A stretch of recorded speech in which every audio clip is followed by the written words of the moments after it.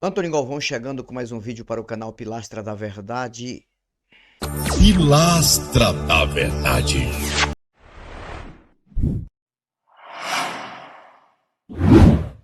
Presta atenção que você vai gostar desse vídeo. Você vai gostar desse vídeo porque é um vídeo bem reflexivo, porque eu vou falar aqui sobre a criação de um Deus com três coisas absurdas para um Deus. Eu já falei de outras coisas que identificam que o Deus bíblico é um Deus criado e um Deus totalmente inventado. Que Deus bíblico? O Deus disso aqui, deste livro aqui. O Deus deste livro aqui, que é um Deus judeu inventado. E eu falei sobre Deus justiceiro. Um Deus justiceiro, um Deus que faz justiça, não faz sentido. Um Deus que espera acontecer, deixa acontecer, contra o que ele gosta, o que ele ama, contra o que ele quer para depois fazer justiça. Essa história de juízo final é uma mentira. Todos vão passar pelo juízo de Deus. Mentira! Existe juízo para quem depois da morte para ninguém. Não se tem prova. Você fica com a sua crença e eu fico com a minha descrença. E eu fico com a racionalidade e a lógica do dia a dia. Só isso.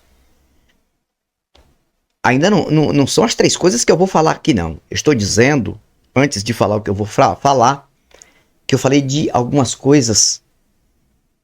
Eu falei de algumas coisas que identificam que o Deus da Bíblia é um Deus segundo as limitações humanas. Não é um Deus todo-poderoso como religiosos acham. Deus justiceiro, Deus irado, Deus que se ira, não tem nada a ver. Um Deus que se arrepende, mesmo porque a Bíblia ela contradiz ela mesma, né? Mais de 5 textos dizendo que Deus se arrependeu. E tem um texto que diz: Deus não é filho do homem para que minta, nem filho do homem para que se arrependa. Você vê que a Bíblia, ela contradiz ela mesma, tá? Deus justiceiro não tem nada a ver. Deus que se ira não tem nada a ver. Deus que se arrepende não tem nada a ver.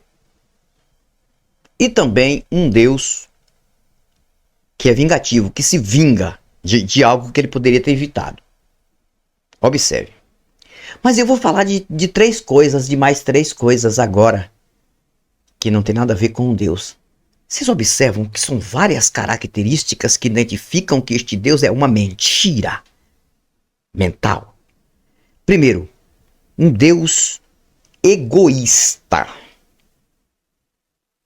Ele não divide a glória dele para ninguém. Você já ouviu muito isso, né? A minha glória eu não darei a outrem. Não aceito. É só para mim e acabou. Toda adoração é para mim. Todo louvor é para mim. Estou falando de forma figurada. Tudo para mim. Deus, né? O Deus criado por este povo. Um Deus egocêntrico. Há uma diferença entre o egoísta, Anthony, e o egocêntrico. Há uma diferença. Há uma diferença. O egoísta é aquele que tudo pertence só a mim e é só para mim. Esse é o egoísta. Eu estou em primeiro lugar em tudo. Tudo tem que primeiro vir para mim, para depois eu pensar a quem eu vou distribuir o que eu quiser. Então, o egoísta é aquele que puxa o ego para si. O egocêntrico é aquele que o seu ego, ele está no centro de tudo. O que importa é que o centro de tudo é o seu ego. Deu para você entender mais ou menos? Um Deus egoísta e um Deus egocêntrico. Tá? E outra característica muito interessante que você precisa entender para um Deus. Um Deus viciado, isso mesmo, em obediência a favor dele. Você tem que obedecer ele em tudo. Até Até se ele mandar você matar, você tem que matar. O que ele mandar fazer, você tem que fazer. Você tem que altamente obedecer somente a ele. Aí eu penso, como é que um Deus cobra essas coisas se ele é onisciente? Se ele sabe tudo que vai acontecer no futuro, ou melhor, para ele, tudo que vai acontecer ele já está vendo acontecendo, né? Porque ele está vendo o futuro. Ele já sabe quem vai para o suposto céu e quem vai para o inferno. Ele já sabe tudo. Então, qual seria a intenção de um Deus cobrar que você obedeça a ele sabendo que você já está predestinado ao céu ou ao inferno? Se ele já sabe, se ele já te vê no céu ou no inferno, qual seria a intenção de um Deus cobrar obediência?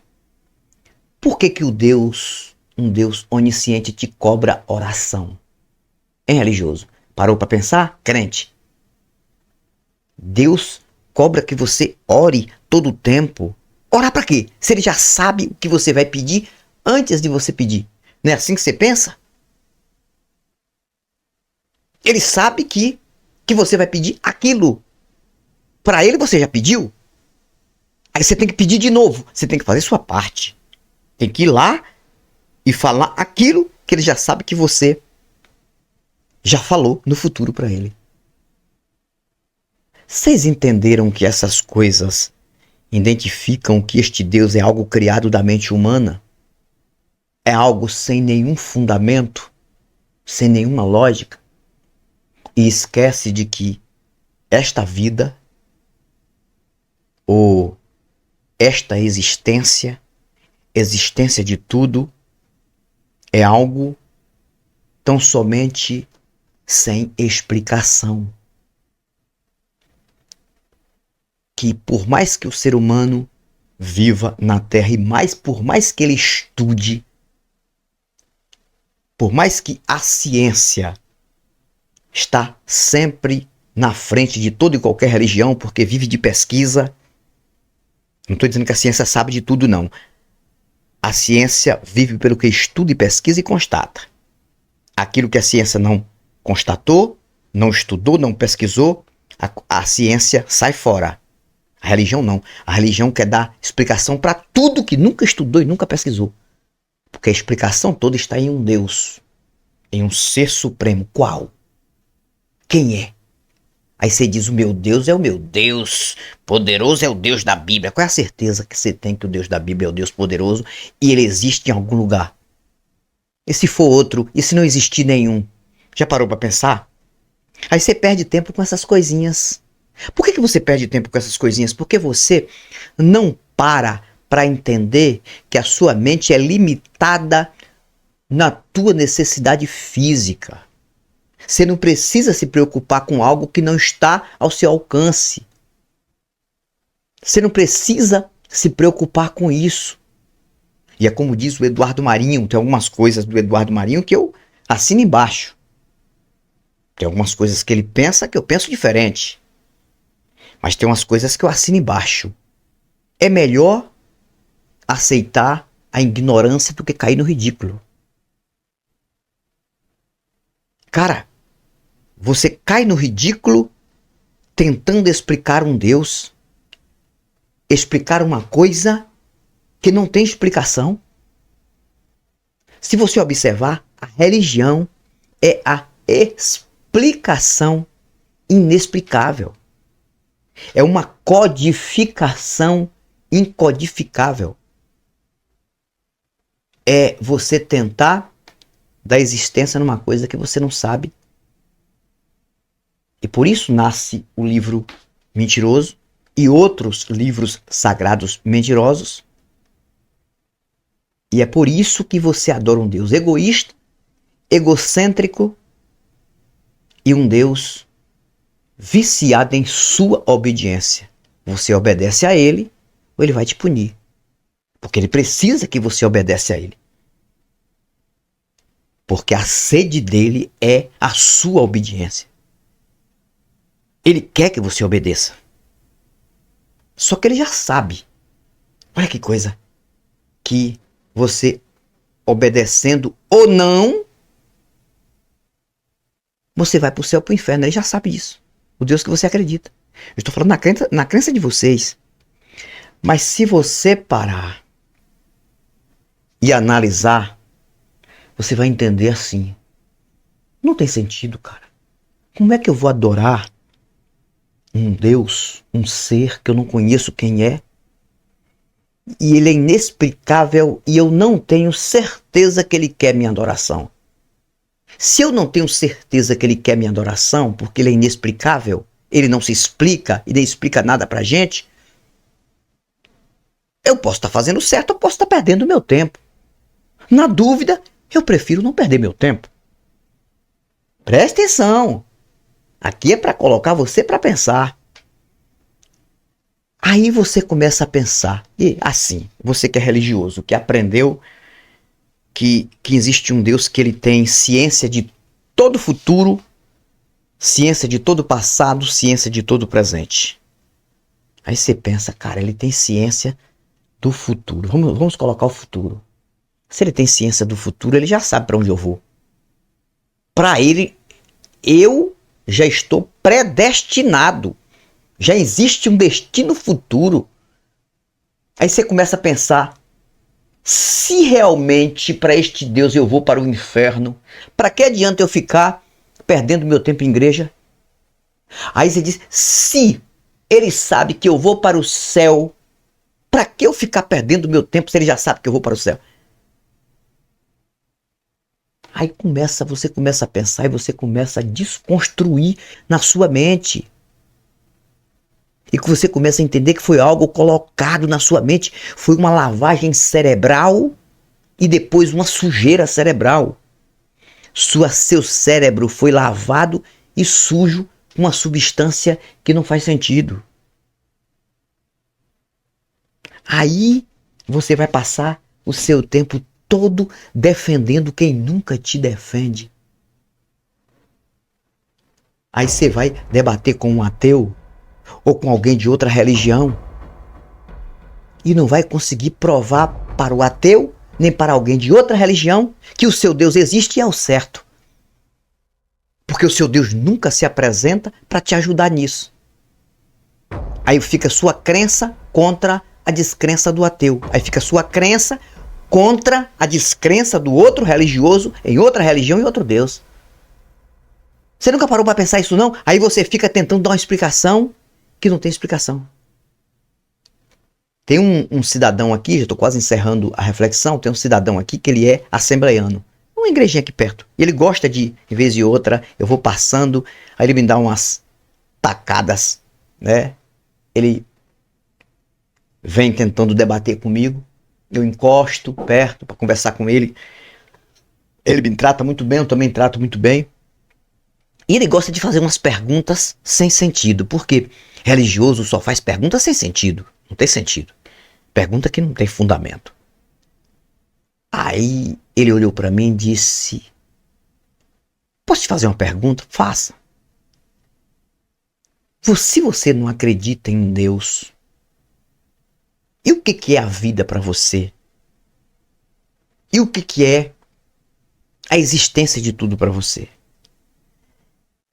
Aí eu falei, olhei para ele, mostrei uma árvore e disse: você consegue precisar me dar a quantidade das folhas que tem nesta árvore? Ele disse: claro que não. E se eu te der um tempo para você contar, você contaria? Não, eu não preciso fazer isso. Eu falei: claro, você precisa. Você está vendo que elas existem. Elas estão aí na árvore. E existe sim uma soma. Tem uma quantidade certa dessas folhas que estão aí. Independente das que caíram e as que vão cair. As que estão aqui agora tem uma soma que eu não sei nem você sabe. Aí eu perguntei para ele: você precisa me dar esta soma para você continuar existindo? Para você viver? Não. Você precisa, eu falei para ele, você precisa que eu tenha esta soma para você me provar que o seu Deus existe? Não.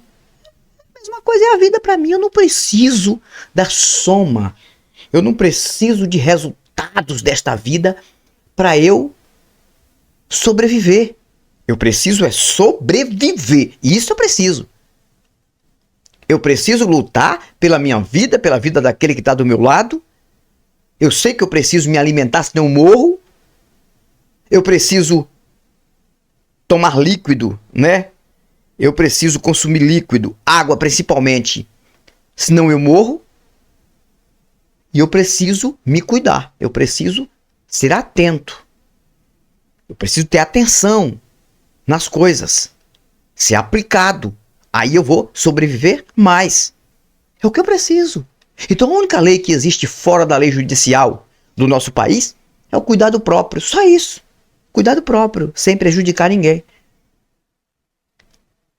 E engraçado que eu falo isso pra ele, mas a mente dele é lacrada. Ele sempre vai levar pra Bíblia. Ah, mas tá escrito tal texto, tá escrito no livro. Moço, sua mente está em uma caixinha pequenininha, em um livro, cara. Sua mente, sua vida tá toda dentro de um livro. Com alguns centímetros quadrados. Tudo você leva para o livro. Cara, quem escreveu isso aqui foi ser humano. Igualmente você, com a barriga cheia de fezes. Cara, você está acreditando em conversa de ser humano de um tempo que você nem sabe, de um povo, de uma nação que você nem conhece. Você está dando doutrina, aprendendo coisa que infundada para passar para as pessoas de um livro que você nem sabe de onde vem. Você ouviu dizer que vem de tal lugar, mas você não tem certeza. Não é melhor você viver a vida? Eu falei pra ele. Mas não entra na cabeça do crente, cara. O crente, o religioso, depois dessa pandemia, principalmente, que não abriu a mente, não consegue mais abrir a mente. É uma coisa absurda, um travamento absurdo. Salve-se quem puder. Eu parabenizo mulher, homem, que conseguem abrir a mente enquanto é tempo. Cada pessoa que chega lá no meu WhatsApp, Antônio Galvão, através dos seus vídeos, através dos vídeos do Jason, do Antônio e dos outros aí, eu abri a mente. Eu não consigo acreditar nessas besteiras. Parabéns! Bem-vindo ao mundo racional! Bem-vindo, porque se você morrer agora, você já conheceu um pouquinho do mundo racional. Você saiu desta cegueira, cara. Você saiu desta cegueira. Você passou a ouvir o que você nunca ouviu. A vida natural como ela é. Aceitar a vida natural. Se convencer de que a vida é isso aqui, é correria, não tem outra coisa. Não adianta subterfúgio. É isso. Não tem anjo, não tem Deus, não tem demônio, não tem nada no mundo metafísico que vai fazer nada por você, porque não está em lugar nenhum, é coisa infundada, é criada, é a vontade do ser humano que tenha. E criaram isso aí, tentaram dar existência em algo que não existe. E por isso que o nosso país não anda. Por isso que o nosso país tem esse charlatanismo todo aí desses líderes mafiosos se aproveitando da fé alheia para ganhar dinheiro às custas dessas pessoas. Por isso que as igrejas estão lotadas de pessoas, ainda, de todas as vertentes. Você vai numa missa católica, lotada de gente. Você vai numa igreja evangélica de qualquer vertente, lotada de gente. Quando você vê um povo que está ali querendo alguma coisa que não consegue ver, enxergar, espiritual, acreditando numa coisa infundada, ali, pela necessidade de ter um Deus, mas não tem ninguém que consiga provar nada, e fica ali, vive por medo e deixa de viver o aqui e o agora. Você tem que consumir aquilo que é físico, que está aí, visível, palpável, tangível, real. Então, acreditar em um Deus que é viciado mesmo, porque o vício é aquilo que você não pode ficar sem aquilo, não consegue ficar sem aquilo, mesmo que se aquilo lhe prejudicar, você não consegue mais. Esse Deus que você aprendeu é um Deus viciado na sua obediência. Ou você obedece a ele, você vai ser punido porque ele quer, ele deseja, ele quer a sua obediência, ele precisa da sua obediência, ele carece da sua obediência, senão ele não é Deus. Ou você obedece a ele, ou ele não é Deus para você. Acabou. É como se o Deus morresse para você. Gente, aí é um Deus que não divide a glória dele com ninguém. No trono dele só senta ele.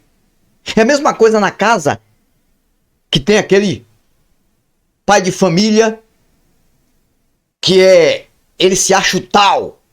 Ele usa o machismo dele dentro de casa, né?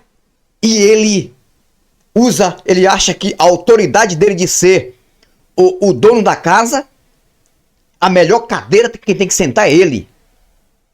O melhor local da mesa, quem tem que sentar é ele. A melhor comida é ele que tem que ter, porque ele é o dono da casa.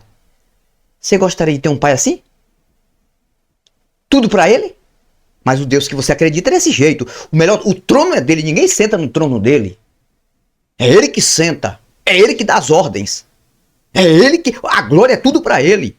Os anjos estão o tempo todo somente adorando a ele. Santo, santo, santo, santo, santo é o Senhor dos Exércitos. Porque se os anjos pararem de falar isso, ele morre.